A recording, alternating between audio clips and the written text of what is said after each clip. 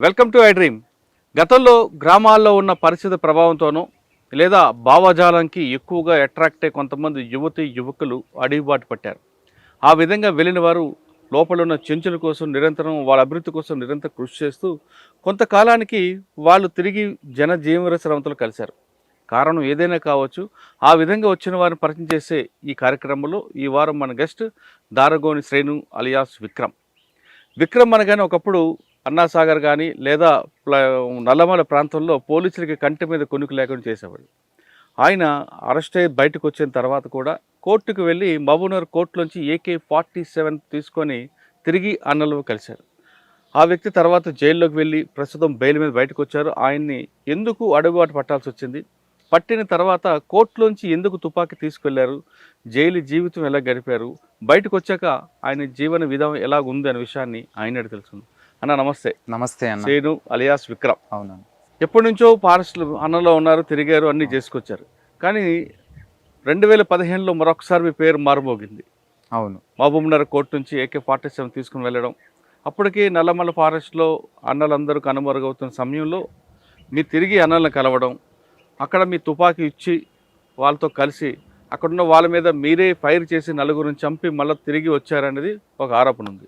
తప్పు. ఆ ఆరోపణ ఎంతవరకు కరెక్ట్ అనేది మీరు చెప్పే ముందు అసలు దారగోని శ్రీను అలియాస్ విక్రమ్ అడుగుబాటు ఎందుకు పట్టాల్సి వచ్చింది, పట్టిన తర్వాత మీరు చేసిన కార్యక్రమాలు ఏంటి, మీ కుటుంబ నేపథ్యం ఒకసారి చెప్పండి. మాది వ్యవసాయ కుటుంబం. అది వచ్చేసి ఇక నేను చిన్నప్పటి నుంచి పార్టీ గ్రామాలలో ఏ ఊరు మంది? తిరుమలాపురం, BK తిరుమలాపురం. ఇక పార్టీ ప్రభావం ఎక్కువ ఉండేది. అయితే ఆ టైంలో ఏంటంటే భూ సమస్య అనేది మా గ్రామంలో బాగా తీవ్రంగా ఉండేది. అట్లా పార్టీ అండతోటి ప్రజలు చాలా 100 ఎకరాల భూమి కొట్టుకుని అట్లా సాగు చేసుకుంటూ జీవిస్తున్నారు. ఆ టైంలోనే నాకు పార్టీ పరిచయం అయింది. ఎవరి ద్వారా? రఘు అని ఉండే, సంతోష్ రఘు ఉండే, వాళ్ళ ద్వారా పరిచయం అయింది. అట్లా భావజాలంతో వెళ్ళిపోయినా. 2002లో వెళ్ళారు. పార్టీకి వెళ్ళిన తర్వాత ఎక్కడెక్కడ పనిచేశారు, ఎవరు మీకు బాధ్యులు? ఫస్ట్ వెళ్ళిన తర్వాత కొంతకాలం లోపలనే ఉన్నా. అంతకంటే ముందు రైతు కూలి సంఘంలో పనిచేసిన లీగల్గా. తర్వాత ఫుల్ టైమర్ వెళ్ళిన తర్వాత సరళసాగర్ దళంలో 1+1గా పంపించారు. అక్కడ 1 సంవత్సరం దాకా పనిచేసిన.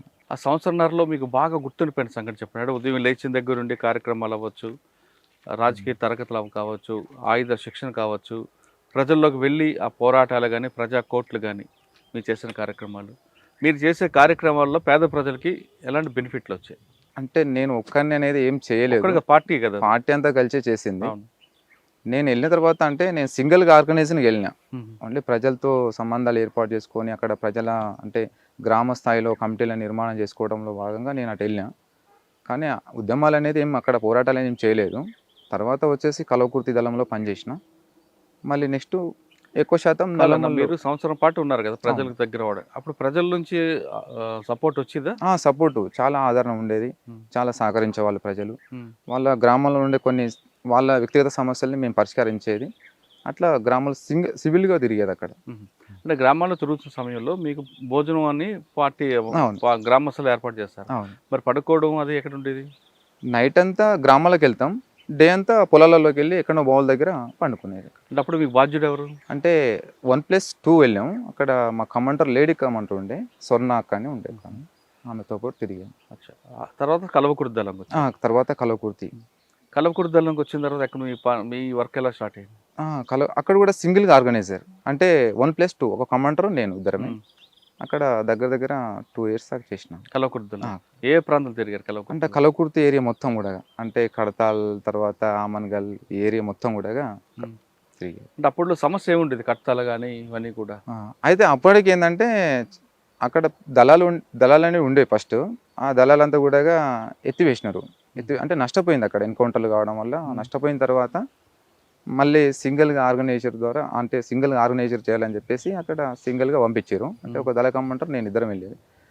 కేవలం ప్రజలతోని మనం మమేకమై వాళ్ళతో రిలేషన్తోనే ఉండాలనేది పార్టీ. అప్పుడు ఆ ప్రాంతంలో ఎలాంటి సమస్యలు మీకు గుర్తించారు? సమస్యలు అంటే ఇక ఎక్కువ శాతం అయితే అక్కడ కొంత భూ సమస్య ఉంది.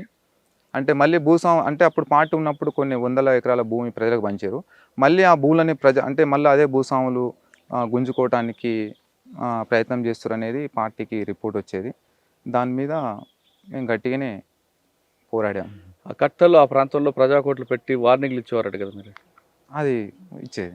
మీకు బాగా గుర్తుండిపోయిన ఒక ప్రజాకోట్ చెప్పండి. నేనైతే వ్యక్తిగతంగా ఏం ఎవరికి ఇవ్వలేదు. ఇక పార్టీ అంతా కలిసి ఇచ్చాము అంతే. సరే, కట్టాల తర్వాత ఇక కలవకుర్తి గ్రామాల్లో అంటే కలవకుర్తి ఏరియాలో ఎన్ని గ్రామాలు ఉంటాయో అన్ని గ్రామాలంతా కూడా మేమే చూసుకునేది. తిరిగారు. అంటే కలకుర్తి బాగా పట్టుంది మీకు. బాగా ప్రజల ఆదరణ ఎలాగుంటుంది అక్కడ? బాగుంటుంది అక్కడ. తర్వాత ఇక నెక్స్ట్ నల్లమల షిఫ్ట్.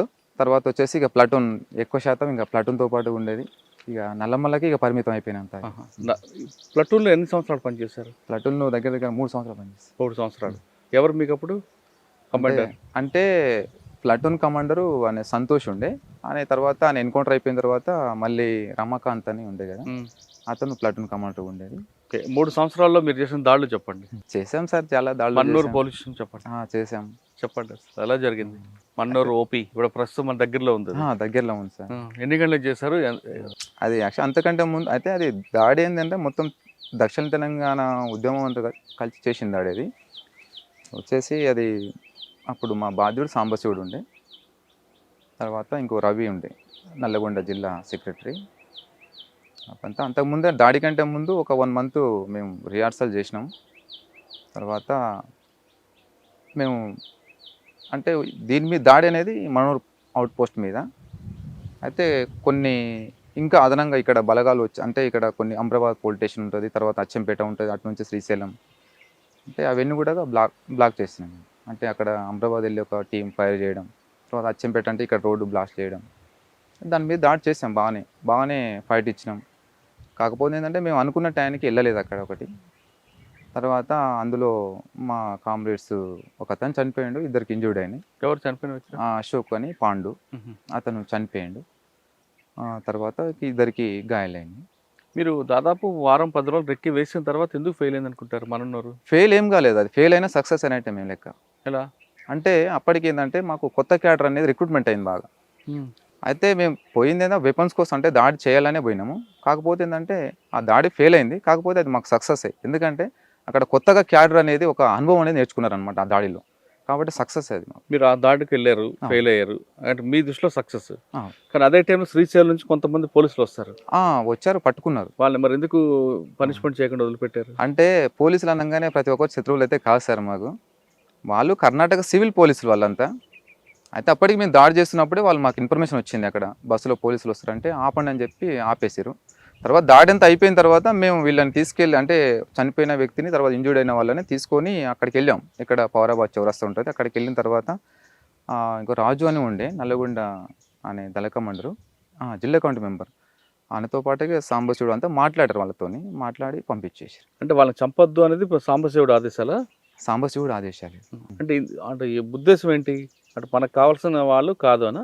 అంతే కదా సార్. ఇప్పుడు మన మీద దాడికి ఎవరైతే వస్తారో వాళ్ళే మాకు టార్గెట్, అంతేగాని తర్వాత మాకు నిరాయుధంగా దొరికిన పోలీసులను మేము ఎవరిని చంపం. వాళ్ళ గ్రేవౌండ్స్ వాళ్ళైనా లేకుంటే ఇంకా సిఆర్పిఎఫ్ వాళ్ళైనా సరే, నిరాయుధంగా దొరికిన వాళ్ళని మేము చంపొద్దు అనేది పార్టీ సిద్ధాంతం. అదంతా. ఓకే, మన్నూరు తర్వాత సమీక్షలు ఏం నిర్ణయం చేస్తున్నారు? అందులో ఏంటంటే మేము అనుకున్న టైంకి పోలేదు. ఇంకోటి ఏంటంటే అదనంగా ఒక ఫోర్స్ వచ్చింది అక్కడ, అంటే అప్పుడే కుమ్మింగ్ చేసి వచ్చిన ఒక టీం అనేది అక్కడ ఉంది. అయితే మేము నైట్ 8 గంటలకు వెళ్దాం అనుకున్నాము, అందుకని 8:30 అట్లా అయింది. తర్వాత కొంచెం మేము డిస్టర్బెన్స్ అయింది బాగా.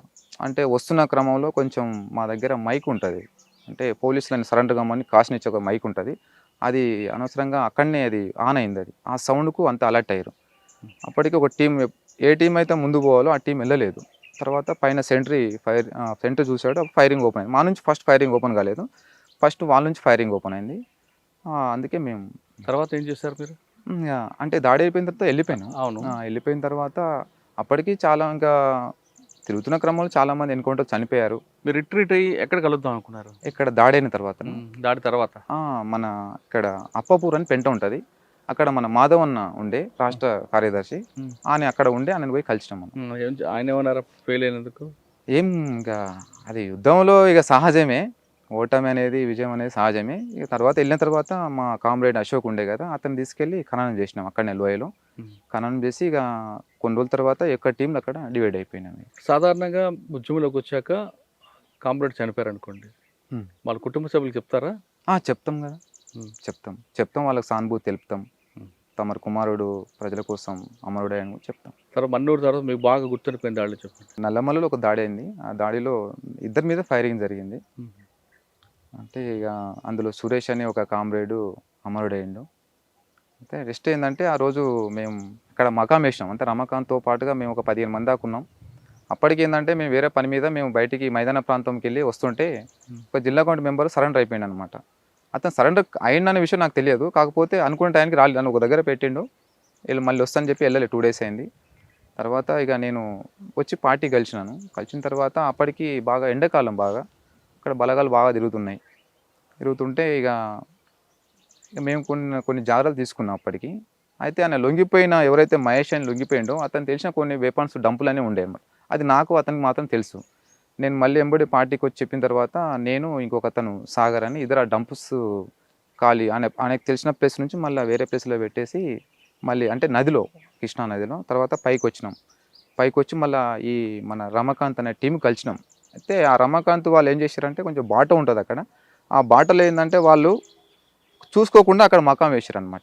అప్పటికి ఏంటంటే గ్రేవన్స్ బలగాలు వాళ్ళు అక్కడ నుంచి పైకి ఎక్కుతున్నారు అదే బాట పొంటి. వాళ్ళు వీళ్ళని చూశారు, మాకంటే మేము రాకముందే వీళ్ళని చూశారు. అయితే వాళ్ళు ఏంటంటే అక్కడ వాళ్ళు డైరెక్ట్ ఆ టీం వీళ్ళ మీద అటాక్ అంటే ఒక టీం అటాక్ చేయకుండా అదనంగా బలగాలు అక్కడ పరిసర ప్రాంతాలు ఉన్నాయి, వాళ్ళందరిని తీసుకొని వాళ్ళందరూ పిలిపించుకొని ఒకేసారి వీళ్ళని నైట్ చుట్టుముట్టి దాడి చేద్దామని చెప్పేసి వాళ్ళు అనుకున్నారంట ఆ ప్లాన్. అయితే అప్పుడు మేము ఇక్కడ వచ్చి కలిసిన తర్వాత డంప్స్ అన్ని కూడా కాల్ చేసి వచ్చి ఇక్కడ కలిసిన తర్వాత రమాకాంత్ ఏమన్నా అంటే గొర్రెలు పోతున్నాయి బాట పొంటి. గొర్రెలు పోతుంటే విక్రమ్ ఎవరన్నా అంటే అక్కడ గ్రామాల నుంచి ప్రజలు వస్తారు కదా, పోయి అక్కడ అంటే గ్రామాల్లో ఉన్న రిపోర్ట్ ఏమన్నా తెలుసుకోపోండి అని చెప్పి ఇక పంపించిండు ఎవరు రమాకాంత్. పంపిస్తే నేను సురేష్ అని ఇద్దరం మేము ఉరుకుతున్నాం అనమాట. ఉరుకుతుంటే ఆల్రెడీ వాళ్ళు నేను వెపన్స్ ఇట్లా చేతిలో పట్టుకున్నా. తర్వాత ఇట్లా కొంచెం కొండ ఉంటుంది, కొండ ఉంటే ఇట్లా ఎక్కుతుంటే ఏంటంటే అప్పటికి నేను పైన చూసిన వాళ్ళు పొజిషన్ పెట్టుకున్నారు పోలీసులు. సురేష్ డౌన్ అని చెప్పేసి ఇక నేను డౌన్ అయిన తర్వాత ఆయన సురేష్ కొంచెం ముందుకు పోయిండు. ఆ ఫైరింగ్లో అతను చనిపోయిండు, నా ముందే పడిపోయిండు. తర్వాత నేను ఫైర్ చేసుకుంటూ ఇట్లా కిందికి వచ్చేసి మళ్ళీ ఈ టీంతో కలిసి వెళ్ళిపోయాను. మీరు చేయడం కాకుండా మీ మీద అటాక్లు ఎన్నిసార్లు అయ్యాయి? ఇక్కడనే బాణాల దగ్గర ఒక ఎన్కౌంటర్ అయింది సాంబశివుడు ఉన్నప్పుడే. అయితే అప్పుడు అమరవీరుల సభ జరపాలని చెప్పి మేము అప్పటికి విలేకరులకు ఫోన్ చేసిండు మా సాంబశివుడు. ఫోన్ చేసిన తర్వాత వాళ్ళు అప్పటి లీక్ అయింది, అంటే ఫోన్లు వెళ్ళి యూజ్ చేయడం వల్ల లీక్ అయింది. అయితే లీక్ అయిన తర్వాత ఏంటంటే అప్పుడు ఆల్రెడీ అక్కడ ప్రాంతాల్లో బలగాలు వచ్చేసినాయి. అయితే మేము ఆ బలగాలు వచ్చిన విషయం మాకు అర్థమయ్యి ఏం చేసినామంటే ఒక పెద్ద కొండ మీద ఎక్కినాము. సాయంత్రం వచ్చేసి ఒక 3:30-4 అవుతుంది. ఆ కొండ మీద ఎక్కిన తర్వాత ఏమైందంటే మేము అక్కడ మంచి బంకర్లు పెట్టుకున్నాం. అంటే మేము దాడి చేసిన కూడా మేము ఫైట్ ఇవ్వడం కోసం కూడా మేము జాగ్రత్త తీసుకున్నాం. తర్వాత ఆ సాంబశివుడు చెప్పాడు అనమాట, ఒక సెంటర్ అటు కూడా పెట్టమని చెప్పి. ఆ సెంటర్ పెట్టకపోతే ఆ రోజు నష్టపోయేవాళ్ళం. ఒక బ్యాక్ ఒక సెంటర్ పెట్టమని చెప్పాడు. అంటే ఏ పోస్ట్ బి పోస్ట్ 2 ఉంటాయి. పెట్టిన తర్వాత అయితే మేము అక్కడ కొంత సౌండ్ చేసినాం అనమాట. ఆ రోజు చేసిన తర్వాత ఏమైందంటే కొన్ని రాళ్ళు వీళ్ళు సౌండ్ వచ్చింది. అప్పటికి అక్కడ పోలీసులు ఏంటంటే పైగా కొండ ఎక్కుతారు అనమాట. ఇప్పుడే నేను ఏం చేసిన అంటే అప్పటికి సెంట్రీ వాళ్ళకు కొంచెం టీ ఇచ్చి నేను కూర్చున్నా.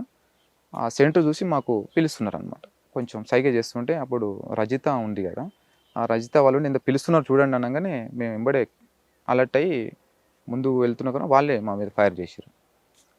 చాలాసేపు ఒక 5 నిమిషాల దాకా ఫైరింగ్ జరిగింది. అందులో గట్టిగా రిటాలియేషన్ ఇచ్చినాం మనం, ఎవరికి ఏం కాలేదు. ఆ 2 అక్కడ మరి మిస్ అయ్యారు కదా సాంబశివుడు తాలతో. అవును. తర్వాత దాన్ని సమీక్ష జరిపారా? అయితే అప్పటికి ఏంటంటే నేను రమాకాంత్ ఇంకో సాగరు ఒక మహిళ ఉమా ఒక నలుగురం మిస్ అయినాం. అంటే వాళ్ళంతా సేఫ్గా నల్లమల్ల వెళ్ళిపోయారు, అంటే లోపల అటు ప్రకాశం వెళ్ళిపోయారు. మేము 1 month ఒక నెల రోజులు మాత్రం వాళ్ళకు కాంటాక్ట్ లేకుండానే ఉన్నాం. మళ్ళీ నెల రోజుల తర్వాత కలిసాం. దాదాపు మీరు 10 సంవత్సరాలు పార్టీలు ఉన్నారా? లేదు, 5 సంవత్సరాలు. 5 సంవత్సరాలు. నల్లమల మొత్తం మీరు జల్లెడ పెట్టారా? మొత్తం. నల్లమలలో ఎక్కువ కొండలు ఏ ప్రాంతం ఎక్కువ ఉంటాయి, ఏ ప్రాంతంలో కొండలు ఎక్కడానికి కష్టం ఉండేది, చెంచులు ఎక్కడ ఎక్కువ ఉంటారు, వాళ్ళు మీకు ఏ విధంగా సహకరించేవారు ఈ నల్లమల ప్రాంతంలో? నల్లమల్లలో ఈ మహబూబ్నగర్ కంటే ప్రకాశం డిస్టిక్ కొండలు బాగుంటాయి, బాగా ఎత్తైన ప్రాంతం. కానీ చెంచులు అంటే మహబూబ్నగర్లో ఎక్కువనే ఉంటారు, తర్వాత ప్రకాశం డిస్టిక్లో కూడా చెంచులు బాగుంటారు. కానీ కొండలు ఎక్కువగా నల్లమల్లలో మహబూబ్నగర్ కన్నా ప్రకాశంలో బాగుంటాయి. అక్కడ అంటే ఇక్కడ మహబూబ్నగర్ ఏంటంటే అంటే చిన్న కొండలైనా కూడా ఇసురం ఎక్కువ ఉంటుంది. అక్కడ చాలా పెద్ద పెద్ద కొండలు ఉంటాయి అక్కడ. ఏది ఎక్కడం కష్టం? ప్రకాశం డిస్టికే కష్టం. ఎందుకంటే అక్కడ నేను సంవత్సరం పైన చేసిన కాబట్టి. ఇక్కడ చెంచుల సాకారం ఇక్కడ ఎక్కువ, అక్కడ ఎక్కువ ఉంటుందా? ఆల్మోస్ట్ తెలంగాణ కావచ్చు, ఇటు మహబూబ్నగర్ అంటే తెలంగాణ కావచ్చు, అక్కడ ఆంధ్ర ఎక్కువ ఆదివాసుల మీదనే బాగా ఆదివాసులు బాగా సహకరిస్తారు. మీరు తిరుగుతున్న ఈ సంవత్సరం పాటు ఉమ్. ఏమైనా జంతువులు ఎదురుపడేవా? ఎలుగు పంటలు ఎక్కువ పడేటివి. మీ వెనక పడేవా? పడేటివి మరి ఎలా పడేటివి. ఒకసారి దాడి కూడా చేసింది, ఫైర్ చేసి చంపేసాం. ఓహో. ఇక్కడనే పులి బొమ్మ ఉంటుంది పౌరాబాద్ చౌరస్ దగ్గర. ఆ. కిరణ్ అని మా కమాండర్ ఉండే, అతను ఏఓబి దాడిలో చనిపోయిండు. ఎన్కౌంటర్లో అమరుడైంది. అంటే ఎన్కౌంటర్లో కాదు, కాకపోతే దాడిలో చనిపోయిండు. ఆయన కమాండర్ ఉండే. సరే నైటు మకాం వేసినాం రోడ్డు పక్కనే.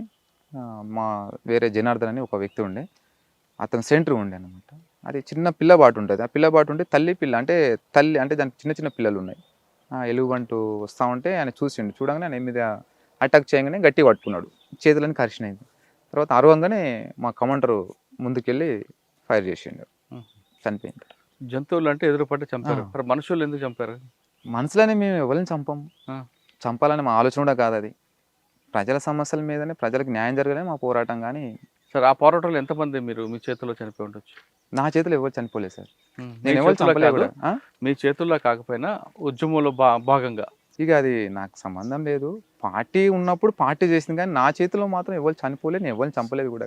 కాకపోతే విరోచితంగా పోరాడినా, విరోచితంగా ఉద్యమంలో పనిచేసిన, పార్టీకి నమ్మకంగా పనిచేసిన, పార్టీ సిద్ధాంతాల పట్ల కూడా పార్టీ పట్ల చాలా రాజకీయాలు నేర్చుకున్నా.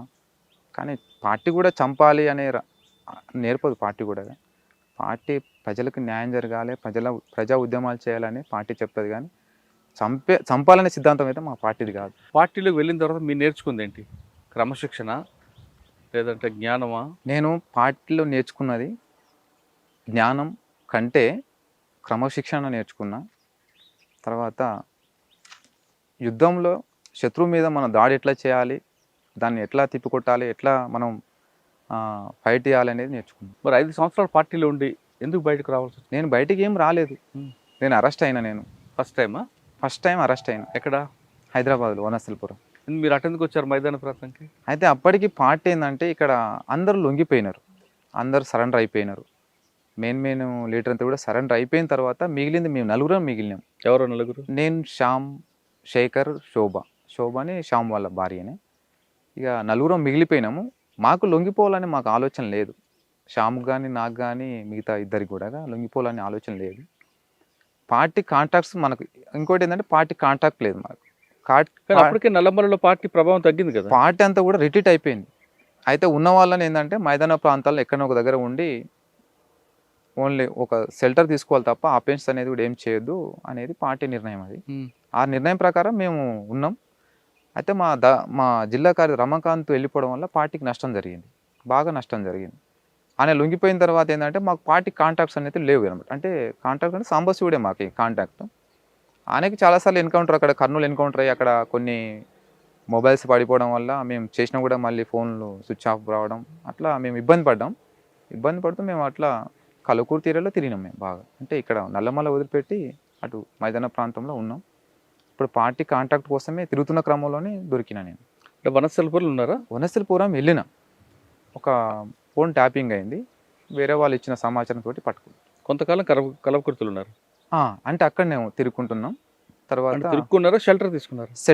షెల్టర్ ఏం లేదు, కాకపోతే గ్రామాలు, చిన్న చిన్న గ్రామాల్లో అంటే తిరుగుకుంటా ప్రజలతో మమేకమే ఉన్నాం మేము. అంటే యూనిఫామ్ లేకుండా? యూనిఫామ్ లేకుండా, సివిల్. వనస్థలిపురంలో మీకు పట్టుకున్నారా? అవును. పట్టుకొని మళ్ళీ తిరిగి ఎక్కడ తీసుకొచ్చారు, ఏ కోర్టులో? ఇక కోర్టులో కాదు, ఇక బాగానే కోర్టులో ప్రొడ్యూస్ చేసిన తర్వాత ఒక 5 రోజుల దాకా బాగా కొట్టారు, ఎన్కౌంటర్ చేయాలని తీసుకెళ్ళారు. తర్వాత ఇక అప్పటికి కొంత నేను అరెస్ట్ అయిన విషయం కొంచెం లీక్ అయింది బయటికి. ఇక అప్పుడు కోర్టులో ప్రొడ్యూస్ చేశారు. అక్కడనే 5 రోజులు ఎక్కడ ఉంచారు మిమ్మల్ని? ఎవరు చేశారు? చంద్రశేఖర్ సిఐ, ఎస్ఐ రవీంద్ర ప్రసాద్, ఇప్పుడు ఆయన సిఐ అనుకుంటా, వాళ్ళు అరెస్ట్ చేశారు. చేసి బాగా కొట్టారు. కొట్టి అయితే నేను అరెస్ట్ అయిన తర్వాత శ్యామ్ సరెండర్ అయిపోయాడు. ఇక నేను అరెస్ట్ అయిన తెలియంగానే శ్యామ్ సరెండర్ అయిపోయాడు. ఇక తర్వాత వాళ్ళందరూ వచ్చారు నా దగ్గరికి, చార్సీనా మేడం ఎస్పీ ఉండే, వాళ్ళంతా వచ్చి కొన్ని డంప్స్ ఉన్నాయి నీకు సంబంధించి చూపించమని బాగా ఇబ్బంది పెట్టారు. నాకేం తెలియదు, ఉన్నంత కూడా రమాకాంత్ షామే చూపించారు, నా దగ్గర ఏం లేవని చెప్పాను. ఉమ్. తర్వాత ఇక వాళ్ళు ఎన్కౌంటర్ చేయాలనుకున్నారు. ఇక తర్వాత ఎందుకో తర్వాత చేయొద్దు అనుకున్నారు, ఏం తెలియదు. ఇక తర్వాత కోర్టులో ప్రొడ్యూస్ చేసి జైలుకి పంపి చెర్లపల్లి జైలు. చల్లపల్లి 2 సంవత్సరాలు ఉన్నా. చల్లపల్లి జైల్లో ఎవరెవరు కలిసారు మీకు? సార్ చెర్లపల్లి జైల్లో మల్లా రాజిరెడ్డి అన్న, అవును. కేంద్ర కమిటీ సభ్యుడు శ్రీరాముల శ్రీనివాస్, జనశక్తి పార్టీ అమర్ అన్న, తర్వాత వచ్చి ఇంకో మా జిల్లా కమిటీ మెంబరు కావలి యాదగిరి, వచ్చేసి ఇంకా వేరే వాళ్ళు మొద్దు సీను, ఇంకో ఆర్పిటి పటేల గోవర్ధన్ రెడ్డి, వాళ్ళంతా కలిసి ఉండేది. రాజిరెడ్డి అన్న వీళ్ళందరూ ఏం చెప్పేవారు మీకు? ఎందుకు అరెస్ట్ అయ్యన్నారా? లేదా అడిగారు, అసలు ఎందుకు అరెస్ట్ అయ్యారు, ఎట్లా అరెస్ట్ అయ్యారని అడిగారు. అడిగిన తర్వాతనే వాళ్ళు మళ్ళీ నన్ను కమ్యూన్లో తీసుకున్నారు వాళ్ళు. అంటే కొన్ని నా నుంచి కూడా కొన్ని మిస్టేక్లు జరిగినాయి, అంటే కొన్ని డంప్స్ అనేది చూపించాను నేను కూడా. చూపించారా? చూపించాం. ఎందుకంటే అప్పుడు చూపించాలనుకోలేదు, కాకపోతే మా మాజీ మిత్రులు అంతా ఏం చేశారంటే, ఇక అయితే అరెస్ట్ అయితే నన్ను జైలుకి పంపుతారనే విషయం నాకు తెలుసు. కానీ వీళ్ళేం చెప్పారంటే నాకు, లేదు నిన్ను అరెస్ట్ చేసినా కూడా నేను సరెండర్ చేపిస్తాం, ఆల్రెడీ మేమంతా లొంగిపోయినాం కదా, ఆ డంప్స్ ఏమైనా ఉంటే చూపించామని చెప్పారు. సరే అని ఆ డంపులు చూపించిన తర్వాత వాళ్ళు ఇక బాగా ఇంకా ఇబ్బంది పెట్టారు. తర్వాత అనుకున్నా ఇక ఇట్లా జరుగుద్ది అనుకోలేదు, కానీ చూపించవద్దు పార్టీ దృష్టిలో, అంటే చూపించక తప్పదు ఇక, ఎందుకంటే అది సహజమే. ఆ టైంలో టార్చర్ తట్టుకోలేక. కానీ ప్రాణహాని అనేది చేస్తే అది పార్టీ ద్రోహం అంటారు, కానీ తుపాకులు అనేది చూపిస్తే అది పెద్దగా ఏం. అంటే మీరు చూపించిన డంప్ వల్ల ఎన్ని తుపాకులు దొరికాయి? క్యాష్ అనేది ఏమి ఉండదు మా దగ్గర. డంప్స్ అంటే వెపన్స్ అవే ఉంటాయి, తుపాకులు, మందుగుండు సామాగ్రి. ఏమి ఇచ్చారు అప్పుడు డంపులు? ఏం దొరికాయి? ఒక SLR, ఒక 2 303 రైఫిల్ ఉండే. ఇక్కడ నల్లమల్లలో? నల్లమల్ల అరెస్ట్ చేశారు, జైలు మమ్మల్ని చెర్లపల్లి జైలుకి వచ్చారు, రాజిరెడ్డిగా కలిసాం. మిగతా అందరూ ఏం మాట్లాడారు మీతో? శ్రీరాములు శ్రీనివాస్ వాళ్ళంతా ఫస్ట్ కొంచెం అరెస్ట్ అయిన వాళ్ళని ఒక రకం, అంటే అరెస్ట్ అయిన వాళ్ళందరినీ కూడా ఒకే రకంగా చూడరు. అందులో పార్టీకి ఏమైనా నష్టం చేశాడా లేదనేది చూస్తారు. అందులో నేను నష్టం చేసింది ఏం లేదు, కాకపోతే నా మీద ఒక అభిమానం వాళ్ళకి, ఎందుకంటే అందరు లొంగిపోయినా కూడా ఇతను చివరి స్థాయిగా ఉన్నాడు కదా అనేది బాగా వాళ్ళకు నా మీద కొంచెం అభిమానం ఉండే. వాళ్ళు మళ్ళీ నన్ను కమ్యూన్లో తీసుకున్నారు, వాళ్ళు నాకు చాలా విధాలు సహకరించారు. వాళ్ళ బ్యారక్లో ఉన్నారు మీరు? ఒకటే బ్యారక్లో ఉండేది. ఇక రాజకీయంగా నాకు రాజిరెడ్డి అన్న అయితే నాకు ఆదర్శమానే.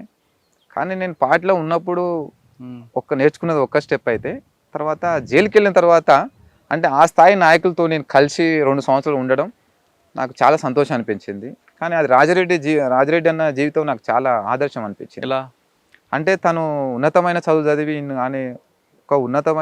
చదివి ఆయన ఒక అగ్రకులంలో పుట్టి కూడా కానీ అంతా వదులుకొని కూడా కానీ ఉద్యమం పడ్డా, అంటే 10 సంవత్సరాలు 20 సంవత్సరాలు 30 సంవత్సరాలు అనే ప్రజల కోసం పనిచేసిండంటే అది చాలా గొప్ప విషయం. అది అందులో వాళ్ళ సహచరి కూడా ఎన్కౌంటర్ చనిపోవడం, అంటే ఏ రోజు కూడా కానీ తల్లి, అంటే 30 సంవత్సరాల తర్వాత కూడా తల్లిని చూడలేదన్నమాట. అంటే ప్రజలను నమ్ముకొని అక్కడ ప్రజలతోనే కలిసి ఉండు కాబట్టి అది చాలా బాగా. ఆయన అరెస్ట్ అయ్యి బయటకు వచ్చిన తర్వాత కేరళ నుంచి కూడా తిరిగి లోపలికి వెళ్ళిపోయారు. ఆయన అరెస్ట్ అయ్యి 2 సంవత్సరాలు జైల్లో ఉన్న తర్వాత రిలీజ్ అయిన తర్వాత మళ్ళీ బెయిల్ మీద వెళ్ళి మళ్ళీ ఉద్యమంలోకి వెళ్ళిపోయాడు. కానీ జైల్లో ఉన్నప్పుడు కూడా చాలా పోరాటాలు చేసిండు ఆయన. ఏ పోరాటాలు? అంటే ఖైదీల హక్కుల కోసం 1996-98, అంటే అప్పటికి పార్టీ రాజకీయ ఖైదీలు కొన్ని జైల్లో కొన్ని పోరాటాలు చేసి కొన్ని హక్కులు అనేది సాధించుకున్నారు. అయితే 2007 నాటికి ఏంటంటే హక్కులు అనేటివి అంటే అమలు కావట్లేదు. మళ్ళీ ఏంటంటే ఖైదీల మీద మేము నిరాహార దీక్షలు, అంటే ఖైదీలకు క్షమాభిక్ష పెట్టి వాళ్ళని విడుదల చేయాలి. ఇంకోటి వచ్చిన కుటుంబ సభ్యులకు ఇన్నర్ ములాఖతు సౌకర్యం కల్పించాలి. తర్వాత వారానికి 2 సార్లు కుటుంబ సభ్యులతో మాట్లాడడం కోసం ఫోన్ సౌకర్యం కల్పించాలి. తర్వాత ఇంటి దగ్గర నుంచి ఏమైనా తీసుకొచ్చిన వస్తువులు ఉంటాయి కదా తినటానికి, అలాంటివి కూడా హలో చేయాలి అని చెప్పి మేము 6 రోజులు 6 రోజులు కూడా రిలే నిరాహార దీక్ష చేసినాము. అది హోమ్ మినిస్టర్ జానారెడ్డి గారు దాన్ని అక్కడ దాకా తీసుకెళ్ళారు పార్టీ. తర్వాత ఆయన కూడా హామీ ఇచ్చిన తర్వాత మేము విరమించుకున్నాము. కాబట్టి ఇక ఇంకోటి ఏంటంటే ముఖ్యంగా అందులో 7 సంవత్సరాలు శిక్షాకాలం పూర్తయిన ఖైదీలని విడుదల చేయాలనేది మా డిమాండ్ ముఖ్యంగా. అది నెరవేరిందా? నెరవేరింది. తర్వాత 2009లో 8లో జీవోలో రిలీజ్ చేశారు. ఒకవైపు Cherlapalli jail right side party వాళ్ళు ఉంటారు. అవును, మహానది బ్యారక్. ఇంకోవైపు మొద్దుసీన్ లాంటి వాళ్ళు కనిపిస్తుంటారు. అంటే మొద్దు సీన్ కూడా మాతో పాటు ఉండేది. అంటే రూమ్ ఒకటే బ్యారకు, ఆహా. దాంట్లో 12 రూమ్లు ఉంటాయి. ఆ 12 రూమ్లో అతనికి ఒక రూమ్ అంటే హై సెక్యూరిటీ బ్యారక్ అదే కాబట్టి అందులో ఒక రూమ్ ఇచ్చారు. కానీ అతనికి మాకు ఎలాంటి సంబంధం లేదు, ఎందుకంటే అతని లైన్ వేరు, మా లైన్ వేరు.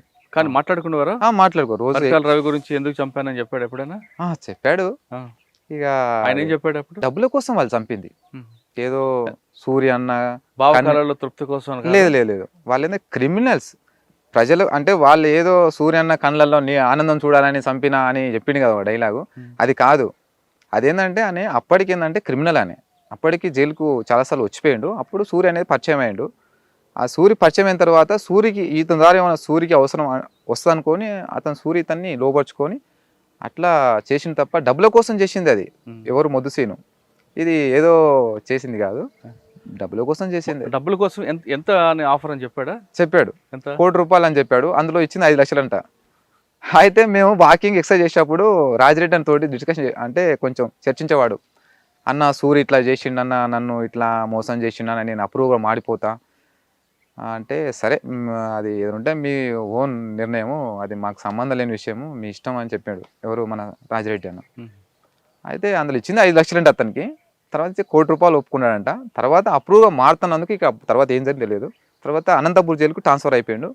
ట్రాన్స్ఫర్ అయిన ఒక 10 రోజులకే మర్డర్ అయిపోయింది జైల్లో. జైల్లో ఉన్న వాళ్ళ మీద పోలీసులతో పాటు బయట నుంచి నయం కూడా నిఘా పెట్టేవాడు. పెట్టేవాడు. మీకు ఎప్పుడైనా ఎదురుపడ్డా?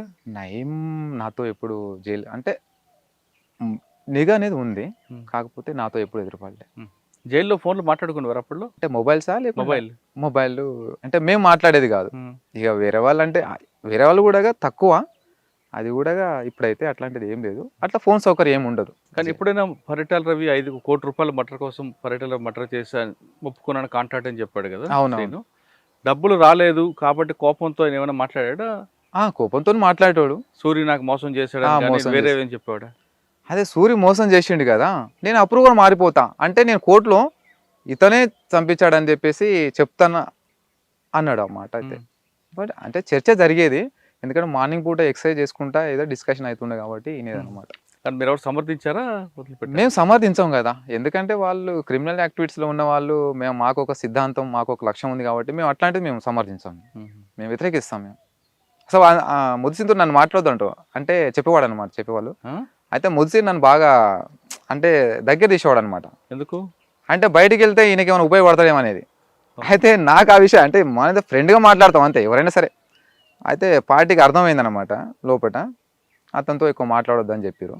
ఎందుకంటే చెప్పారంటే నీవు రేపు బెయిల్ మీద పోతే నిన్ను బయట ఏమైనా యూజ్ చేసుకుంటారు, మనం తప్పుదారి పట్టిన వాళ్ళం అవుతాం, వద్దంటే ఇక దూరం ఉంది. జైల్లో అంతగా బయటకు వచ్చారు, బెయిల్ మీద వచ్చారు. 2 సంవత్సరాలు జైల్లో ఉన్నా. 2 సంవత్సరాలు జైల్లో ఉండి అప్పటికి నా మీద 18 కేసులు పెట్టారు. ఆ 18 కేసులు కూడా ఒక 14 కేసులు కొట్టేసుకొని మిగతా 4 కేసులు బెయిల్ మీద బయటకు వచ్చాయి. బెయిల్ మీద బయటకు వచ్చిన తర్వాత మరి బాబునూరు కోర్టు కిందకి వచ్చేవారు. అప్పటికి ఏంటంటే పార్టీ కాంటాక్ట్స్ కోసం నేను తిరుగుతున్నా అనే అది చెప్పా కదా. అప్పటికి ఏంటంటే ఒక టీం అంటే అక్కడ ఈ పంతు నాయక్ అని ఎవరైతే ఉన్నారో ఎంపీపీ ఆమన్గల్, అతన్ని పార్టీ చంపేసింది. మీరున్నారు అందులో? అందులో నేను లేను. నేను పార్టీ లింక్ కోసం నేను ఎతుకుతున్నా. అప్పటికి నాకు అసలు చంపుతారనే ఉద్దేశం నాకు తెలియదు, కాకపోతే చర్చ నడిచింది అంతే. అంటే అతని గురించి రిపోర్ట్ నాకు తెలుసు కానీ అతను చంపుతారన్న విషయం నాకు తెలియదు. ఆ సంఘటనలో మీరు లేరు. కానీ మరి మీ మీద కేసు ఉంది కదా అందులో? అది నేను అరెస్ట్ అయినా కాబట్టి నా మీద మోపారు.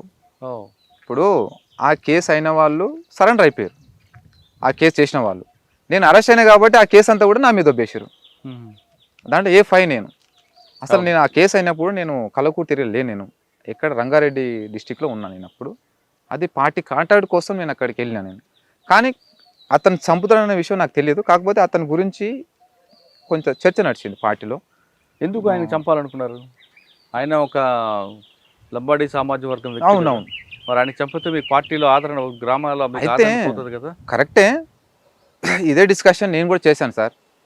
అంటే మీరు చెప్పినట్టుగానే అతని మీద ఏంటంటే కలవకుర్తి ఏరియాలో సీరియస్ ఎలిగేషన్స్ ఉన్నాయి ఆయన మీద. అలా ఎలిగేషన్స్ ఏంటంటే అతను ఏంటంటే అంటే గిరిజన భూములు అయితే ఏవైతే ఉంటాయో ఆ భూములన్నీ కూడా వాళ్ళని బెదిరించి వాళ్ళని కొనుగోలు చేసి తక్కువలో కొనుగోలు చేసి ఆయన రిజిస్టర్డ్ దందా చేసేవాడంట. తర్వాత వచ్చేసి ఈ ఎస్టీ అమ్మాయిల మీద బాగా లైంగికంగా వేధింపులు తర్వాత వాడుకునేటోడు. అతను వాడుకోవడమే కాకుండా ఆ అమ్మాయిలను తీసుకుపోయి ఎమ్మెల్యేల దగ్గర కొంతమంది ఎవరైతే ఈయనకు అనుకూలంగా ఉండే ఎమ్మెల్యేల దగ్గర తీసుకుపోయి, అంటే వాళ్ళకి ఎట్లా అంటే వాళ్ళకు ఉద్యోగాలు ఇప్పిస్తాను అవి ఇప్పిస్తాను అని చెప్పి వాళ్ళని తీసుకుపోయి మోసం చేసి వాళ్ళని ఆ రకంగా వాడుకునేటోడు. అక్కడ గిరిజనులు చెప్పారు, అంటే ఈ లంబాడీసే చెప్పేటోళ్ళు. అయితే మరి ఏం చేద్దాం ఏందనేది పార్టీ అంటే ఈ విధంగా ఎలిగేషన్స్ అయితే అది మీద ఉన్నాయి. కాబట్టి పార్టీ చంపాలా వద్దా అనేది ఇక పార్టీ నిర్ణయం. అది ఎలా జరిగింది ఉండొచ్చు ఆ సంఘటన? సార్ ఆ సంఘటన ఎలా జరిగి ఉండొచ్చు? ఇక ఆ టైంలో నేను లేను కాబట్టి చెప్పలేను సార్. మీరు లేరు, కాకపోతే మీకు తర్వాత తెలిసి ఉండొచ్చు కదా. చెప్పారు, పోయినారంట ఇద్దరు. నేను మళ్ళీ వచ్చిన తర్వాత కలిసిన తర్వాత చెప్పారు ఎవరెవరు వెళ్ళారంటే ఇద్దరు వెళ్ళారంట. ఇద్దరు వెళ్ళి ఆ కేసులో మీకు అరెస్ట్ చేశారు? అరెస్ట్ చేసి ఎక్కడ మహబూబ్నగర్ జైలు? లేదు, చెల్లపల్లి జైల్లో ఉన్నాం. పంతు నాయక్ కేసులో కూడా బయటకు వచ్చారు బెయిల్ మీద. అవును. మరి మహబూబ్నగర్ కోర్టుకి ఎందుకు వచ్చేవారు? అయితే బెయిల్ మీద బయటకు వచ్చిన తర్వాత మహబూబ్నగర్ కోర్టుకు నేను పేషికి వెళ్ళేవాడిని కదా. అంటే కేసు అనేది కమిటీలు అయింది. అది కమిటీలు చేశారు, అంటే కలవకుర్తి కోర్టు నుంచి అక్కడ జిల్లా కోర్టు కమిటీలు అయింది. అక్కడ నేను పేషికి వెళ్ళేవాడిని.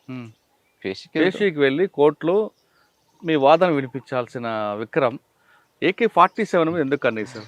సార్ అది నేను కన్ను వేయలేదు, అది నాకు సంబంధం కూడా లేదు. అది అయితే కోర్టుకు నేను పేషికి అటెండ్ అవుతున్నా. అప్పటికి ఒక విషయం ఏంటంటే కనీసము లాయర్కు డబ్బులు పెట్టి కేసును వాదించుకో స్తోమతి కూడా నాకు లేదు ఆ టైంలో.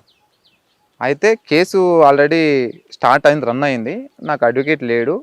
తర్వాత అడ్వకేట్ని పెట్టుకోమని కూడా చెప్పిండు. చెప్తే నా మిత్రుడు మా ఫ్రెండు కొనపూర్ రామ్ తెలుసు కదా, అతను ఫ్రెండ్ ఒకరిని మాట్లాడి పెట్టిస్తా అని చెప్పిండు. ఇక అంతలోపు ఏమైంది తెలియదు, నా ఒక ఆరోపణ అయితే వచ్చింది కోర్టు నుంచి AK-47 మిస్ అని. అది ఎవరు నా కోసమే పోలీసులు వెంటాడుతున్నారు. అయితే అప్పటికి ఏంటంటే ఇక కేసు కోర్టులో నడుస్తుంది, ఒక టెన్షన్తోనున్నా. తర్వాత AK-47 తీసుకుపోయిన ఒక ఆరోపణ వచ్చింది. ఆరోపణ రాగానే ఇక నేను మళ్ళీ ఎట్లా వీళ్ళు బతకనియరు, ఖచ్చితంగా వీళ్ళు ఏదో ఒకటి చేస్తారని చెప్పేస్తే ఇక నా సేఫ్టీ నేను మళ్ళీ ఉద్యోగంలోకి వెళ్ళిపోయినా. మహబూబ్నగర్ కోర్టులో ఒక సైడ్ కిటికీ పక్కన AK-47 5 రోజులు అబ్జర్వ్ చేసిన విక్రమ్ ఒకరోజు రాత్రి ఇంకొక వ్యక్తిని తీసుకొచ్చి కిటికీ పగలగొట్టి AK-47 తీసుకెళ్లారని పోలీస్. సార్ కోర్టులో AK-47 తీయడం అంటే అది సహజం, ఎవరు చేయలేరు.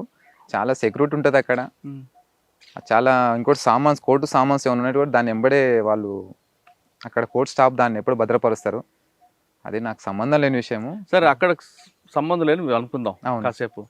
కోర్టులోని AK-47 ఎర్రగొండకపాలెం పోలీస్ స్టేషన్ ఎలా దొరికింది? తెలియదు కావచ్చు, ఎన్కౌంటర్లో దొరికింది వాస్తవం, కానీ అదేని కూడా తెలియదు. మరి ఇక్కడ వెపనే అక్కడ దొరికింది. దొరికింది. ఎలా దొరికిండొచ్చు తెలియదు. పోలీసు వాదన ఏంటంటే కోర్టులో ఉన్న వెపన్ తీసుకొని నల్లమల్లి వెళ్ళిపోయి అక్కడ మరొక పార్టీని కలిసింది వాస్తవమే. అనేకమైన ఉద్యమాలు చేసాం మేము నలుగురం కలిసి. వాళ్ళకి AK-47 ఇచ్చినట్లు కూడా ఉంది. నేనైతే ఏమి ఇవ్వలేదు, వాళ్ళ దగ్గర వెపన్స్ మస్తుగా ఉండే. వాళ్ళ దగ్గర నుంచి SLR తీసుకున్నాడు కదా? లేదు, SLR ఆల్రెడీ అక్కడ చాలా వెపన్స్. అశోక్ అన్న ఎవరు వాళ్ళకి కలిసింది ఎవరు మీకు అక్కడ? అశోక్ అన్న అలియా జాన్ బాబురావు, ఇంకా విమల, తర్వాత భారతి ముగ్గురు ఉండే. మీరు ముగ్గురు వాళ్ళు కాంటాక్ట్ అయ్యారు? కాంటాక్ట్ అయిన తర్వాత వాళ్ళ దగ్గర ఎన్ని ఉండొచ్చు వెపన్స్ అప్పుడు? ఇక అది అశోక్ అన్నకు తెలుసు, కానీ నేను పోయిన తర్వాత నాకు SLR కేటాయించు. నాకు ఎందుకు అంటే నా స్థాయిని బట్టి ఇచ్చిండు. AK-47 మీరు వాళ్ళకి ఇచ్చారు? నేను తెలియదు, అది ఆల్రెడీ వాళ్ళ దగ్గర ఉన్నాయి. AK-47 నేను ఇవ్వలేదు, కానీ మీకే వాళ్ళు SLR ఇచ్చారు. నేను పోయిన తర్వాత వాళ్ళు. కానీ పార్టీ అప్పటికి నల్లమల్లలో దూరం అవుతున్న క్రమంలో ఇంకా అప్పటికి ఉందంటారా? అప్పటికి పార్టీ లేదు, కానీ ఈ ముగ్గురు మాత్రం వాళ్ళు అక్కడ ప్రజలతోనే, ఆదివాసీ ప్రజలతో, మత్స్య కార్మికులు అక్కడ ఉన్న ప్రజలతోటి వాళ్ళు కలిసి అక్కడనే 7 సంవత్సరాలు ఉన్నారు వాళ్ళు. ఇక్కడ ఏ ప్రాంతం? నల్లమల్ల, ప్రకాశం డిస్టిక్ వచ్చి బాబునారు, 2 బేస్ చేసుకొని వాళ్ళు పనిచేశారు. AK-47 తీసుకెళ్లి వాళ్ళకి ఇవ్వబట్టి వాళ్ళు మీకు నమ్మి SLR ఇచ్చారని ఇంకొక పోలీస్ ఇచ్చిన సమాచారంతో వాళ్ళ ముగ్గురిని మీరు చంపి సరెండర్ అయిపోయారని వాదన ఉంది. అవన్నీ ఫాల్స్ ఎలిగేషన్స్. వాళ్ళ ముగ్గురు ఎలా చనిపోయారు? అశోక్, భారత్ ఎన్కౌంటర్ చనిపోయారు వాళ్ళు. ఎన్కౌంటర్ నేను కూడా ఉన్నా కదా. ఎలా జరిగింది ఎన్కౌంటర్? అది చాలా. సరే, ఎన్కౌంటర్ చెప్పండి ఎలా జరిగింది. ఆ ఎన్కౌంటర్ చాలా పెద్ద, చాలా ఎన్కౌంటర్లు ఉన్నా సార్. నేను చాలా ఎన్కౌంటర్లు విరోచితంగా నేను ఫైట్ చేసిన, కానీ ఆ ఎన్కౌంటర్లో అదే నాకు స్పెషల్. ఏంటో ఎందుకంటే అది అంటే చాలాసేపు దాడి జరిగింది, అందులో ముగ్గురు చనిపోయారు. అంటే నేను ఏ ఎన్కౌంటర్లో ఉన్నా కూడా ఎవరు చనిపోలేదు, కానీ ఆ ఎన్కౌంటర్లో మాత్రం ముగ్గురు. ఆ రోజు ఏం జరిగింది చెప్పండి. అప్పటికి ఏంటంటే సార్, మేము బాగా ఎండాకాలం, తొలకరి వర్షాలు స్టార్ట్, అంటే June June May last ending. అంటే అప్పటికి ఎలక్షన్లు నడుస్తున్నాయి, సార్వత్రిక ఎలక్షన్లు అనేవి స్టార్ట్ అయినాయి. అప్పుడు ఏంటంటే మా కోసం కొన్ని వేల బలగాలు తిరుగుతున్నాయి మా కోసం. అయితే మేమేం చేసామంటే ఎవరికి అక్కడ ప్రజలతోటి లింకు లేకుండా ఒక నెల రోజులు ఎలక్షన్లు మొత్తం కౌంటింగ్ అయిపోయేంత వరకు మనం ఎవరికి కలవద్దు అనేది మేము అనుకొని ఒక పెద్ద కొండ దగ్గర 1 మంత్ ఉన్నాం అక్కడనే. ఆ 1 మంత్ ఉన్న తర్వాత అంతా అంటే ఎక్కడెక్కడ అంత కూల్ అయిపోయింది. అంటే ఎలక్షన్లు అయిపోయినాయి, తర్వాత ప్రమాణ స్వీకారం కూడా అయిపోయింది, 2 సీఎంలు. అయితే అప్పటికి మేము చాలా జాగ్రత్తతోని మేము తిరిగినాము. కాకపోతే ఒక చిన్న మిస్టేక్ ఏంటంటే తెలంగాణ గవర్నమెంటు ఏర్పడ్డ తర్వాత సీఎం కేసీఆర్ ఏమన్నారంటే మావోయిస్టుల ఎజెండానే మా ఎజెండా అని చెప్పిండు. మరి అట్లా అన్నోడు మరి ఎన్కౌంటర్ ఏం చేయడు కదా, మా మీద ఏం బలగాలు కూడా ఏం రావు కదా అని కొంచెం మేము అట్లా ఆలోచించినాం. ఇంకోటి అక్కడ టీడీపీ గవర్నమెంట్ కదా చంద్రబాబు నాయుడు అప్పుడు 2014 అప్పటికి చాలా ఎన్కౌంటర్లు చేసిన గవర్నమెంటే, కానీ ఇప్పుడు చేయకపోవచ్చు అనేది కొంచెం నిర్లక్ష్యం. తర్వాత మేము అక్కడ కొండ అంటే అడవి నుంచి మేము నదిలోకి దిగినాం ఆ రోజు. అయితే అప్పటికి మా దగ్గర సరుకులు లేవు, తినడానికి సరుకులు అయిపోయినాయి. అయితే అప్పటికి ఏంటంటే నది ఎండిపోయింది కాబట్టి అక్కడ మత్స్య కార్మికులు కూడా ఎవ్వరు లేరు. ఒకే ఒక వ్యక్తి ఉన్నాడు, ఆ వ్యక్తే పోలీస్ ఇన్ఫార్మర్. ఆ వ్యక్తి మీ ఫ్రెండా? ఫ్రెండ్ కాదు, మా ఫ్రెండ్ కాదు, అశోక్ అన్నకు చాలా దగ్గర సన్నిహితుడు అతను. నేను పోయిన తర్వాత పరిచయం అయ్యాడు.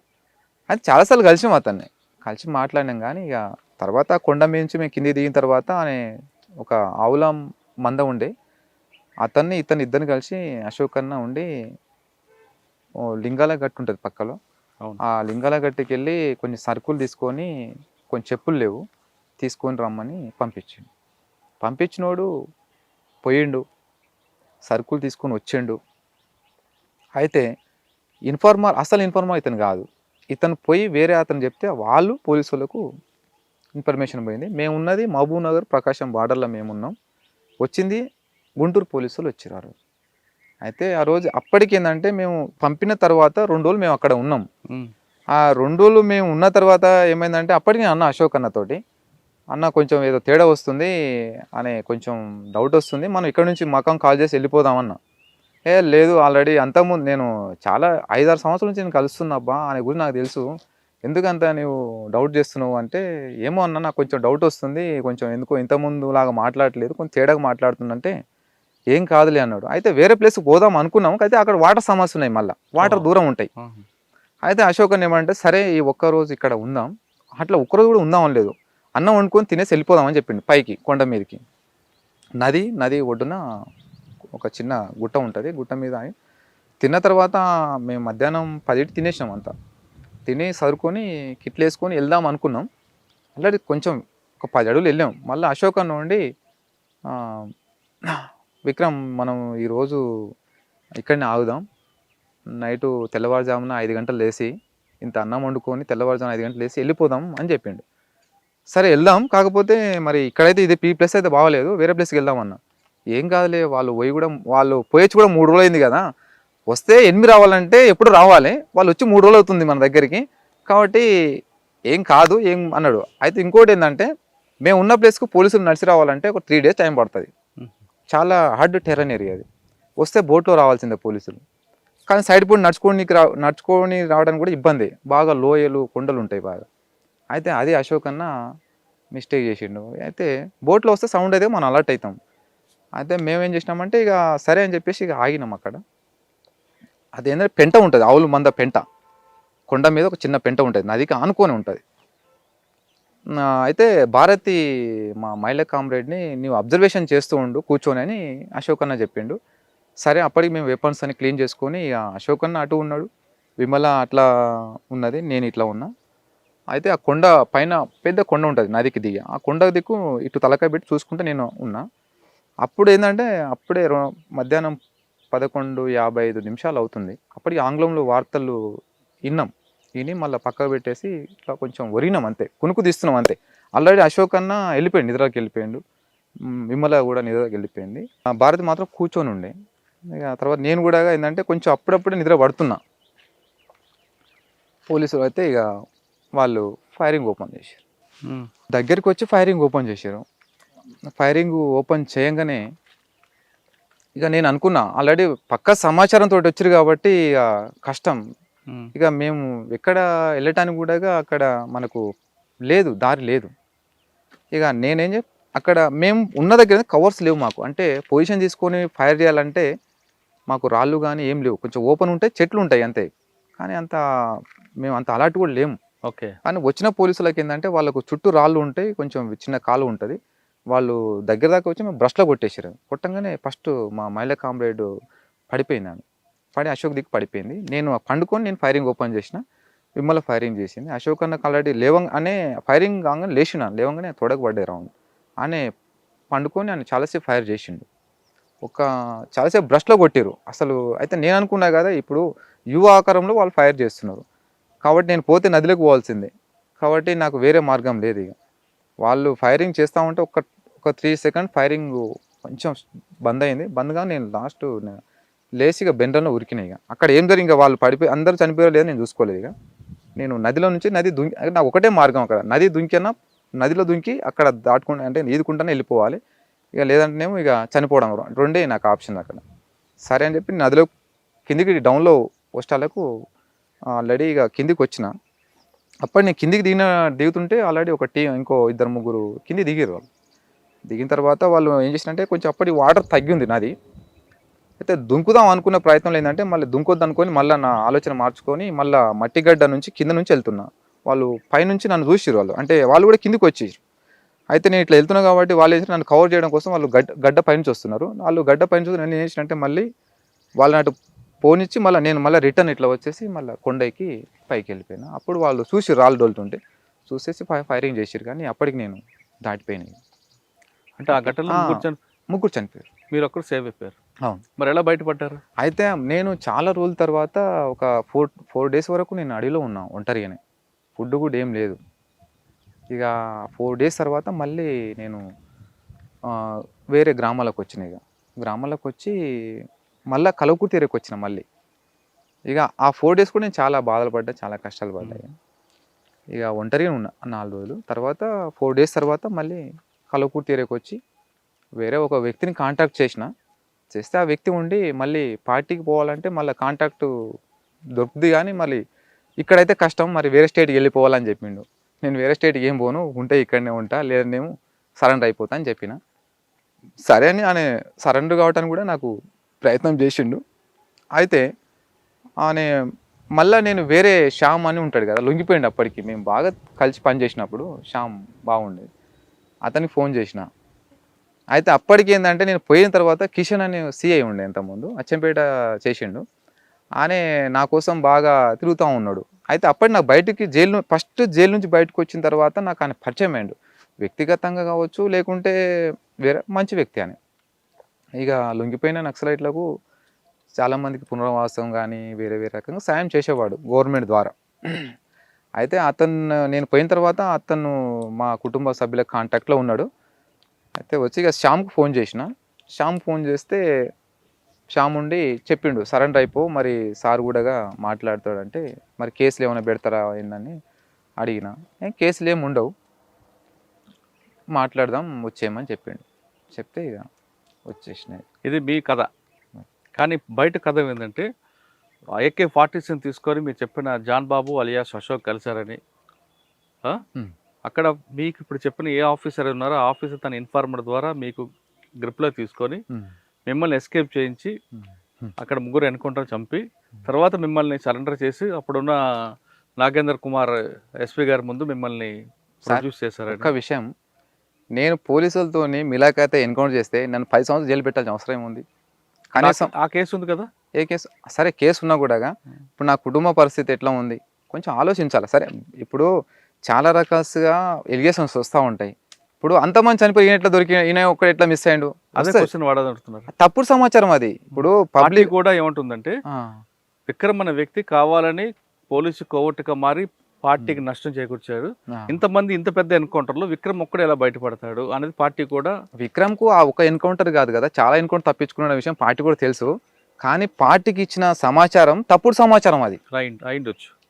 నేను చెప్తున్నా కదా సార్, చాలా చెప్తున్నా. పార్టీకి కొన్ని విషయాలల్లో సమాచారము కరెక్ట్ పోద్ది, కొన్నిసార్లు ఏంటంటే వేరే వాళ్ళ ప్రచారం దుష్ప్రచారం తోటి సమాచారం పోద్ది. ఇదే కరెక్ట్ అనుకొని వాళ్ళు సరే స్టేట్మెంట్ ఇచ్చారు, నేను కూడా చూసిన.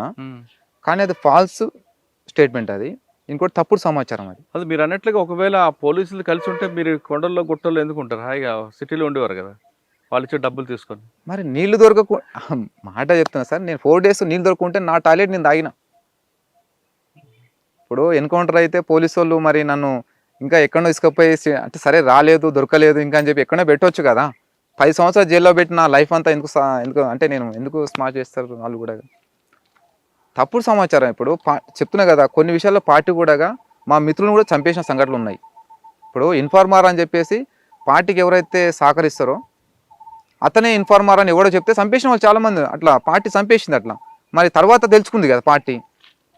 ఇప్పుడు వీరయ్య సార్ ఉన్నాడు ఇక్కడ, వీరయ్య సార్ అని ఒక టీచర్ ఉండే, టీచర్ ఇక్కడ ఉండే మననూరు, అది ఒటోళ్ళపల్లి. అతను పార్టీకి చాలా పనిచేసిండు. ఆయన పార్టీకి చాలా అంటే ఆయన కనీసం 20 సంవత్సరాలు పార్టీ కోసం పనిచేసిండు, అంటే బయట ఉండి పనిచేసిండు. అక్కడ సుదర్శన్ అనే జిల్లా కౌంట్ మెంబరు ఎన్కౌంటర్లో ఆయన దొరికిండు, అలా వాళ్ళ ఇంటి దగ్గర దొరికిండు అని ఆయన తీసుకుపోయి ఎన్కౌంటర్ చేశారు సుదర్శన్ అన్నని. మరి దొరికింది ఎవరి వీరయ్య సార్ ఇంటి దగ్గర దొరికిర్రు. మరి వీరయ్య సారే అంటే ఆయననే బాధ్యుడు అవుతాడా? కాదు కదా. ఎట్లా విశ్లేషించాలి కదా, ఎంక్వైరీ చేయాలి కదా. వీరయ్య సార్ తీసుకుపోయి ఆయన కూర్చోబెట్టి కొడితే ఆయన ఒకటే, నేను 20 సంవత్సరాలు పనిచేసిన పార్టీకి ఏ రోజు ద్రోహం చేయలేదు, ఏ రోజు ఇన్ఫార్మర్ చేయలేదు. అయితే ఆ ఇంటరాక్షన్ చేసింది ఎవరంటే అదర్ స్టేట్ పర్సన్ అని, ఆయన జగదీష్ అని వేరే అనే ఎంపీ అతను, ఆయన తెలుగు సరిగ్గా రాదు. సరే ఈయననే చేయొచ్చు, ఈయననే ఇన్ఫర్మేషన్ ఇవ్వచ్చు అని చెప్పేసి ఆయన చంపేశారు. తర్వాత మాధవ్ అన్న వచ్చింది, మళ్ళీ అక్కడ నుంచి మాధవ్ అన్న వచ్చిన తర్వాత అసలు ఎంక్వైరీ చేసిన తర్వాత అప్పుడు మాస అయిన వ్యక్తి అంటే చెంచు అతను పట్టించింది అతను. తర్వాత మళ్ళీ అతను తీసుకుపోయి అతను చంపేసింది. మళ్ళీ ఈ వీరయ్య సార్ కుటుంబ సభ్యులకు మా తప్పైంది, మాది క్షమాపణ కోరిరు. మా క్షమాపణ కోరితే కదా కుటుంబానికి నష్టం. అదే కదా, అంటే పార్టీ కొన్ని మిస్టేక్లు పార్టీ కూడా చేస్తుంది. అంటే పార్టీని మొత్తం అనొద్దు, కాకపోతే అక్కడ నాయకత్వం ఎవరైతే ఉంటారో వాళ్ళు కొంచెం అవగాహన లేకపోవడము, లేదంటే వాళ్ళు కొంచెం విశ్లేషించకపోవడము, తప్పులు జరుగుతాయి ఇట్లాంటివి. నా విషయంలో కూడా అదే. ఇప్పుడు విక్రమ్ ఎన్కౌంటర్ చేసిండు అనేది ఎవరు దుష్ప్రచారం చేయొచ్చు, అదే కరెక్ట్ అని పార్టీ స్టేట్మెంట్ ఇవ్వచ్చు. కానీ నేను చంపితే 10 సంవత్సరాలు జైల్లో ఉండాల్సిన అవసరం లేదు, కనీసం ఉండటానికి ఇల్లు కూడా లేదు నాకు. కనీసం అవునబ్బా గవర్నమెంట్ నాకు ఏమైనా ఇచ్చిందంటే అది కూడా లేదు కదా. నాకు ఇల్లు లేక నేను వేరే వాళ్ళ ఇంట్లో ఉంటున్నా ప్రస్తుతానికి. అంటే మరి ఇప్పుడు ఎన్కౌంటర్ చేస్తే నాకు పోలీసులు డబ్బులు ఇస్తారు, తర్వాత నా కుటుంబం సరే నేనంటే జైల్లో ఉంటే నా కుటుంబ సభ్యుల కన్నా ఆర్థికంగా సాయం చేస్తుంది కదా, అది కూడా లేదు కదా. నాకు ఉన్నది 2 ఎకరాల భూమి, దాని మీద నా ఆధారం. కనీసం ఉండడానికి ఇల్లు లేక నేను వేరే పక్క ఊర్లో ఉంటున్నా. తప్పు అది, నేనే ఎన్కౌంటర్ చేసిన అనేది మాత్రం తప్పు అది. ఇప్పుడు బయలు మీద బయటకు వచ్చారు. అవును సార్. ఇప్పుడు మీరు ఏం చేయబోతున్నారు నెక్స్ట్? అంటే మీ కుటుంబం ఎలా ముందు తీసుకెళ్తారు? నా ఆలోచన, నా ప్రణాళిక అంటే ఇప్పుడు ఉన్న జీవితాన్ని సక్రమంగా నడుపుకోవాలి. అమ్మ వృద్ధురాలు, ఆమెను చూసుకోవాలి.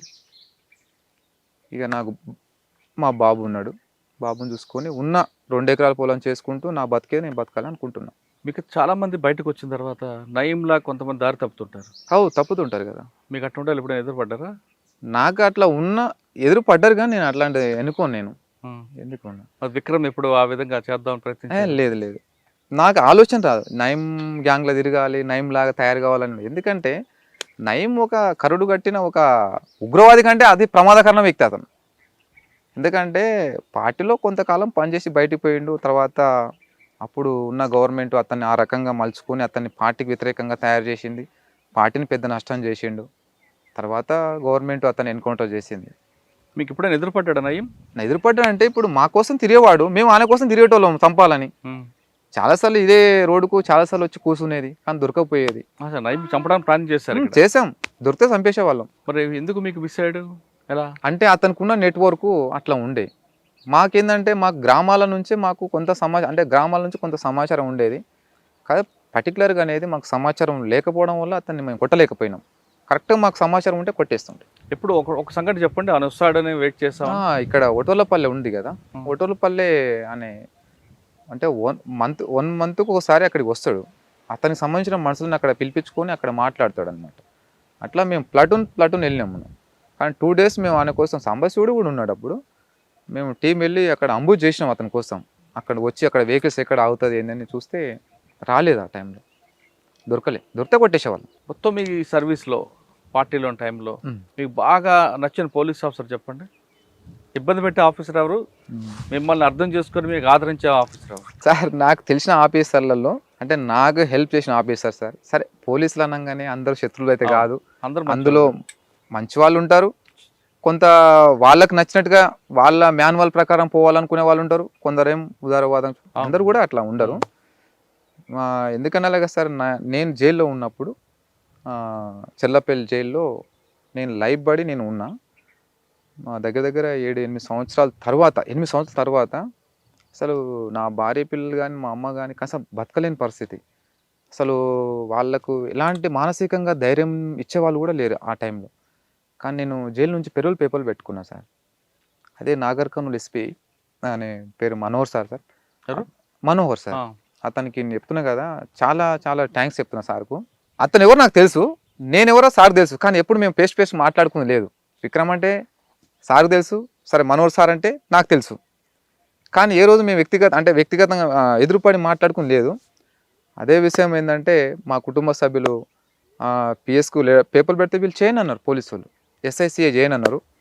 ఉంటారు కదా ఊర్లో కొంచెం ఒకరిద్దరు చోటబోటే చిన్న చిన్న లీడర్లు ఉంటారు కదా, మనం అంటే పార్టీ అంటే పడని వాళ్ళు ఉంటారు కదా, ప్రజా వ్యతిరేకులు వాళ్ళు, సార్ వస్తే మళ్ళీ ఉండడు మళ్ళీ వెళ్ళిపోతాడు అని వాళ్ళకు కూడా తప్పుడు సమాచారం ఇచ్చిండు.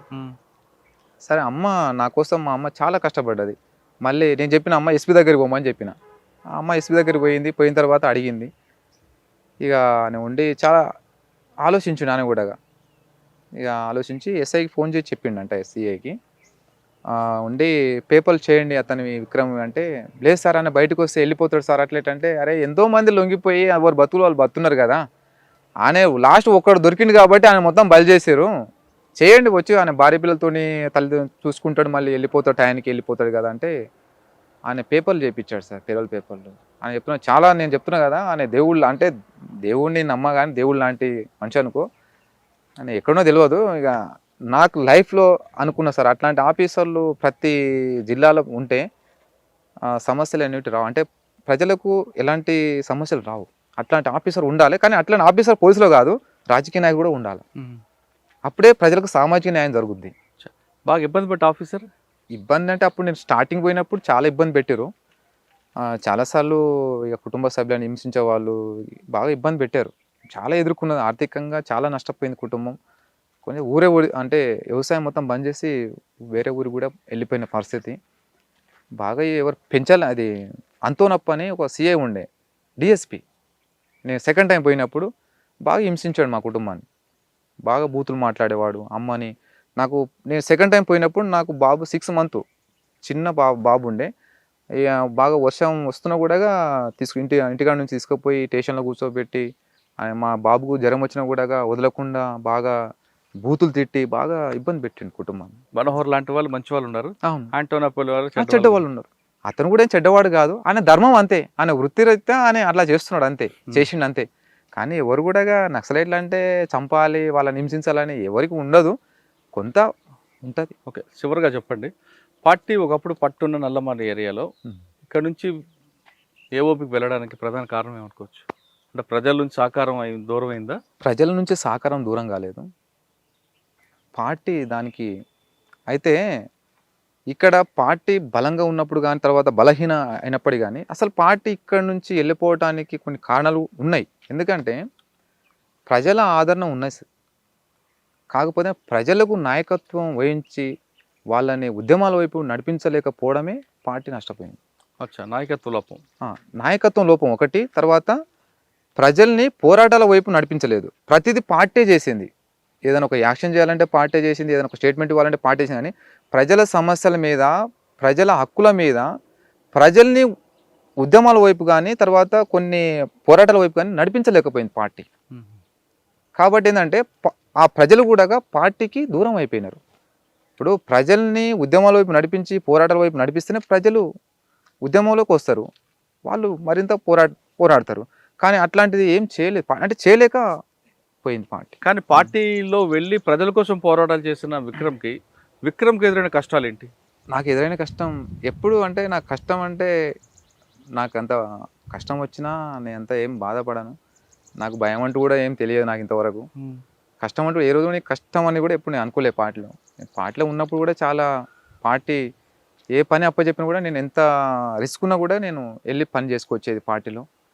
పార్టీ కంటే కూడా నేను చాలా నమ్మకం పార్టీకి. కానీ పార్టీలో మీకు ఏ కష్టాలు ఎదురవ్వలేదు. కష్టాలే ఉంటాయి. అంటే నాకు కష్టం అనిపిస్తలేదు. ఎందుకంటే నేను ఇష్టంతో ఎన్నుకున్న మార్గం కూడా నాకు కష్టం కాదు అది. అది ఇష్టపడి లోపలికి వెళ్ళారు కదా, కష్టం కూడా అదే కదా. ఇప్పుడు మీరు అడిగేది ఏంటంటే ఇప్పుడు కష్టం ఎప్పుడు ఎదగాలంటే మేము ఉన్నదే కష్టం. అంటే మీ ఇష్టం కష్టాలని ఇష్టంతోనే స్వీకరించినాం. అది మాకు కష్టం అనిపించదు కదా. అవును. అది మాకు ఎంత పెద్ద కష్టం ఉన్నా అది మాకు తక్కువనే అది. ఎందుకంటే అది మేము ఎన్నుకున్న మార్గం అట్లాంటిది కాబట్టి అది సహజమే. మీరు లోపలికి వెళ్ళిన తర్వాత అశోకంతో కలిసి మీరు చేసిన కార్యక్రమాలు చెప్పండి. నేను వెళ్ళిన తర్వాత అశోక్ అన్నకు ఒక కొత్త ఉత్సాహం ఏర్పడేది అనమాట.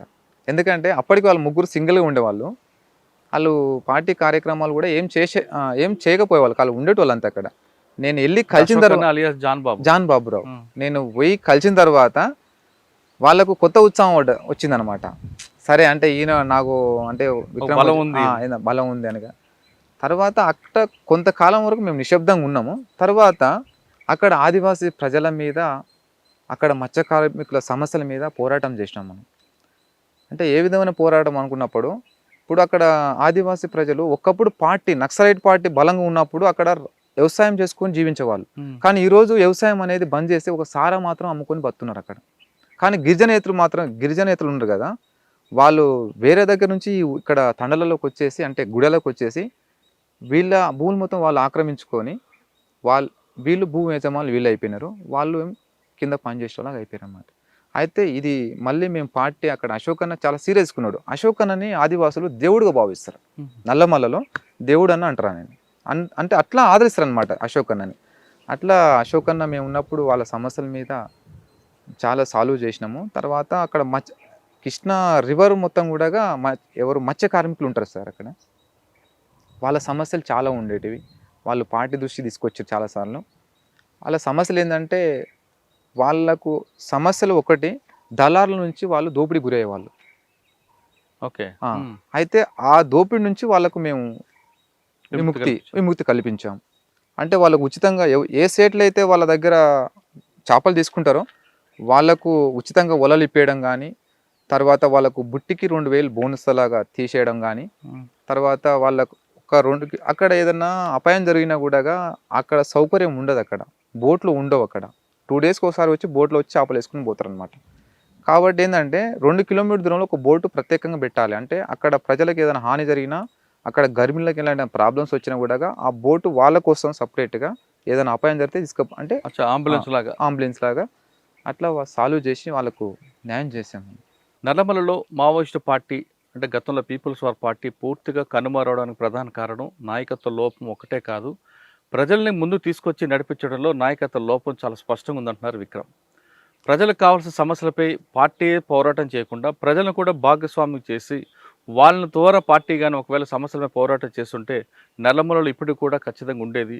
కానీ ఆ విషయంలో పార్టీ ఆలోచనలు అదేవిధంగా నాయకత్వం కూడా సరిగ్గా గుర్తించిపోవడంతోనే పార్టీకి ప్రజలకి గ్యాప్ వచ్చిందంటూ విక్రమ్ చెప్తున్నారు. ఇది ఈ వారం విక్రమ్తో ఎక్స్క్లూజివ్. వచ్చే వారం మరో గెస్ట్తో మళ్ళీ కలుద్దాం. అంతవరకు నమస్తే. Thank you Vikram. నమస్తే సార్. ఇంకేముందో చెప్పాల్సింది? చెప్పాలంటే చాలా ఉన్నది కానీ మీరు అడగలే కదా. చెప్పండి. ఏం చెప్పాలి? పర్లేదు సార్, మీరు అడిగిన దాంట్లో అడిగారు కానీ ఇక మేము అందులో ఏం కష్టాలు పడ్డాం అనే విషయం కూడా రాలేదు కానీ చెప్దా. పర్లేదు చెప్పు.